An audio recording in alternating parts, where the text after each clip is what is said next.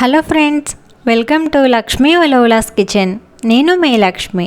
ఈరోజు వీడియోలో నాగుల చవితి స్పెషల్గా 2 ప్రసాదాలు ఎలా చేసుకోవాలో చూపిస్తున్నానండి. ఒకటి పచ్చి చలిమిడి, ఇంకొకటి పచ్చి నువ్వుల చిమిలి. ఈ 2 కూడా మనం నాగుల చవితి రోజు పుట్ట దగ్గరికి వెళ్ళి పుట్టలో వేస్తాం కదండి, అలాగే పాలు కూడా పోసుకుంటాము.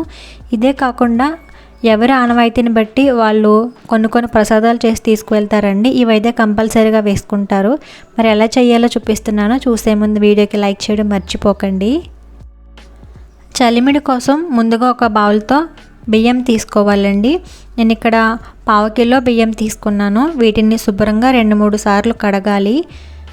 శుభ్రంగా కడిగిన తర్వాత 5 గంటల పాటు నానబెట్టుకోవాలండి. ఈ బియ్యంలో వాటర్ వేసుకుని 4 to 5 అవర్స్ నానబెట్టుకుంటే బాగుంటుంది. ఈ పచ్చి చల్లిమిడికి బియ్యం అనేవి ఎంత బాగా నానితే అంత బాగుంటుంది. సో ఈ బియ్యం నానేలోగా ఇప్పుడు నువ్వుల చిమిలి ఎలా చేసుకోవాలో చూద్దాం.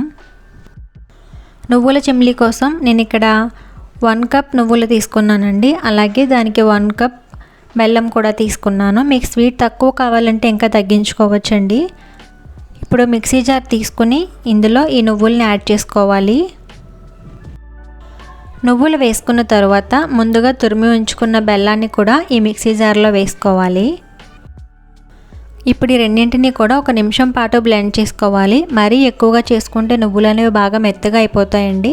కొంచెం కోర్స్గా ఉండేలాగా చేసుకోవాలి. ఎందుకంటే నేను దీన్ని రోట్లో దంచుతున్నాను. మీరు రోట్లో దంచవసరం లేదు అనుకుంటే కనుక మిక్సీ జార్లోనే కొంచెం మెత్తగా వచ్చేంత వరకు గ్రైండ్ చేసుకోవచ్చు. నేనైతే ఈ విధంగా కచ్చాపచ్చాగా దంచుకున్నాను. రోట్లో దంచుకుంటే చాలా బాగుంటుందండి. ఇప్పుడు దీన్ని తీసుకుని శుభ్రం చేసి ఉంచుకున్న రోట్లో వేసుకోవాలి. పూర్వం రోజుల్లో అయితే ఈ మిక్సీలు గ్రైండర్లు ఏమీ లేవు కదండి. అప్పట్లో అయితే మొత్తం అన్నీ కూడా రోట్లో వేసి దంచి చేసేవారంట. ఇప్పుడు ఇలా రోట్లో వేసుకున్న తర్వాత దీన్ని 1-2 నిమిషాల పాటు ఈ విధంగా దంచుకోవాలి. ఇలా దంచుకుంటే ఈ 2 కూడా బాగా కలిసి చాలా బాగుంటుంది. 2-3 నిమిషాల పాటు ఈ విధంగా దంచుకున్న తర్వాత ఇది కొంచెం మెత్తగా అవుతుందండి. అప్పుడు దీన్ని తీసుకోవాలి. తీసుకుని మనం చేతితో ఈ విధంగా ముద్ద చేసుకుంటే ఇలా రౌండ్గా బాల్ లాగా అవుతుంది. ఇలా అవుతుందో లేదో చూసుకుని ఒకవేళ అవ్వకపోతే కనుక అప్పుడు మళ్ళీ ఇంకొక 2 నిమిషాల పాటు దంచుకోవాలి. ఈ విధంగా వచ్చేస్తే సరిపోతుంది. ఇప్పుడు దీన్ని ప్లేట్లో ఉంచుకోవాలి. పచ్చి నువ్వుల చిమిలి ఎలా చేసుకోవాలో చూసారు కదా. ఇప్పుడు చలిమిడి ఎలా చేసుకోవాలో చూపిస్తున్నానండి. 5 గంటల తర్వాత ఈ రైస్ అనేవి బాగా నాని ఉంటాయండి. ఇప్పుడు ఒకసారి వీటిని కడుక్కోవాలి. ఇలా కడిగిన తర్వాత ఒక స్ట్రైనర్లో వేసుకుని ఉంచితే కనుక ఇందులో వాటర్ అంతా కూడా బయటకు వచ్చేస్తుంది. ఒకవేళ స్ట్రైనర్ లేకపోతే కనుక ఒక క్లాత్పై వేసుకుని 10 నిమిషాల పాటు ఉంచుకున్నా కూడా సరిపోతుంది. ఈ బియ్యంలోని వాటర్ అన్నీ పోయి పొడి పొడిగా అయిపోయినప్పుడు మిక్సీ జార్లో వేసుకుని దీన్ని గ్రైండ్ చేసుకోవాలండి. ఈ బియ్యం మనం గ్రైండ్ చేసుకునేటప్పటికి వాటర్ ఏమి ఉండకూడదండి. పొడి పొడిగా బియ్యం అనేవి ఆరి ఉండాలి. ఇలా ఆరిన బియ్యాన్ని 1-2 నిమిషాల పాటు బ్లెండ్ చేసుకుంటే మెత్తగా ఈ విధంగా పిండి రెడీ అవుతుందండి. బియ్యం పిండి, తడిపిండి రెడీ అవుతుంది. సో ఇలా మనం గ్రైండ్ చేసుకున్న తర్వాత దీన్ని జల్లించుకోవాలి. మనం తీసుకునే జల్లెడు కూడా పిండి మెత్తగా వచ్చేలా ఉండేదే తీసుకోవాలండి. కొన్ని జల్లెళ్ళు కొంచెం ఆ హోల్స్ కనుక పెద్దగా ఉంటే రవ్వ కూడా పడిపోతుంది. అలా కాకుండా ఓన్లీ పిండి మాత్రం పడే జల్లెడని ఉపయోగించుకోవాలి. ఇదంతా కూడా జల్లెడలో వేసుకుని ఈ విధంగా జల్లించుకుంటూ మధ్య మధ్యలో ఉండల్లాగా ఉంటాయి కదండి, ఆ ఉండల్ని చెదుముకుంటూ ఇలా జల్లించుకోవాలి. లాస్ట్కి వచ్చేసరికి రవ్వలాగా ఉంటుంది. ఒకవేళ మీకు కొంచెం రవ్వ ఎక్కువగా వస్తే మళ్ళీ ఒకసారి మిక్సీలో వేసుకొని గ్రైండ్ చేసుకొని మళ్ళీ జల్లించుకుంటే సరిపోతుంది. సో మొత్తం ఇలా జల్లించుకున్న పిండిని ఇలా చేతితో ప్రెస్ చేసుకుని ఉంచుకోవాలండి. ఇలా చేయడం వల్ల పిండి తడి ఆరిపోకుండా ఉంటుందండి. ఇప్పుడు మనం పిండి గ్రైండ్ చేసుకున్న మిక్సీ జార్ తీసుకుని ఇందులో 1/2 కప్పు బెల్లం తురుము వేసుకుంటున్నానండి. బెల్లం తురుము వేసుకున్న తర్వాత మనం జల్లించి ఉంచుకున్న తడి బియ్య పిండి ఉంది కదా, దాన్ని 3 కప్పులు వేసుకుంటున్నాను. మీకు స్వీట్ ఎక్కువ కావాలనుకుంటే కనుక బెల్లం ఫుల్ కప్ వేసేసుకోవచ్చండి.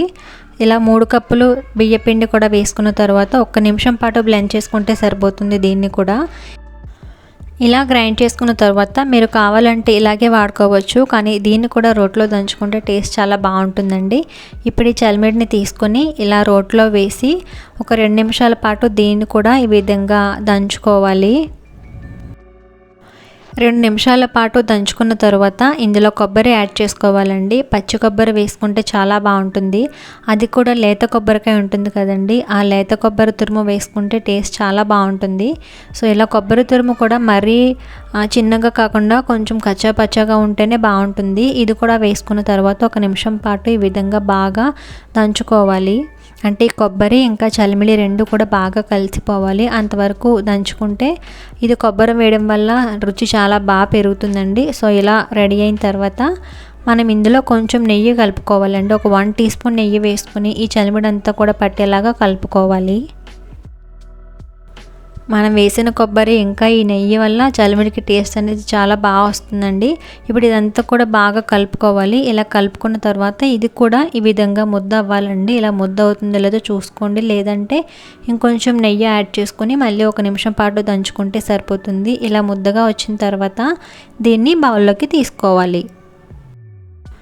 చూసారు కదండి, చలిమిడి ఇంకా పచ్చి నువ్వుల చిమ్మిలి ఎలా చేసుకోవాలనేది. ఈ నాగుల చవితికి మీరు కూడా ఈ విధంగా ట్రై చేయండి. మీకు ఈ వీడియో బాగా యూజ్ అవుతుందని నేను అనుకుంటున్నాను. యూజ్ అవుతుంది అనిపిస్తే కనుక లైక్ చేయండి. అలాగే మీ ఫ్రెండ్స్కి కూడా షేర్ చేయండి.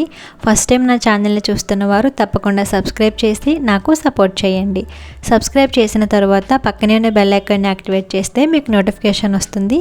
సో నోటిఫికేషన్ ద్వారా మీరే నా వీడియోని ఫస్ట్ చూడొచ్చు. Thank you for watching.